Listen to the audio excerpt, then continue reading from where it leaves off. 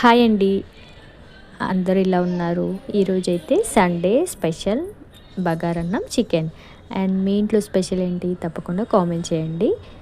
ఈరోజు తెలంగాణ స్టైల్లో బగారన్నం ఎలా ప్రిపేర్ చేయాలో ఇప్పుడు చూపిస్తాను. దీనికోసం నేను బాస్మతి బియ్యంని హాఫ్ అన్ అవర్ ముందే నానబెట్టి పక్కన పెట్టేసుకున్నాను. తర్వాత స్టవ్ వెలిగించి ఒక గిన్నె పెట్టుకొని దీంట్లో ఆయిల్ వేసుకొని ఆయిల్ హీట్ అయిన తర్వాత కొన్ని మసాలాలు ఇంకా బిర్యానీ ఆకు కూడా వేసుకొని అవి మంచిగా ఫ్రై చేసుకున్న తర్వాత పచ్చిమిర్చి వేసుకొని మళ్ళీ ఒకసారి ఫ్రై చేసుకోవాలి.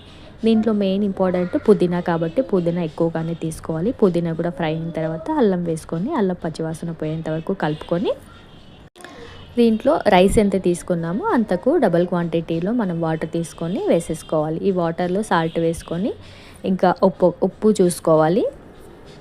ఇంకా చూసేసుకొని వాటర్ మంచిగా బాయిల్ అయ్యేటప్పుడు రైస్ వేసుకొని ఇంకా మూత పెట్టేసుకోవాలి. రైస్ ఈలోపు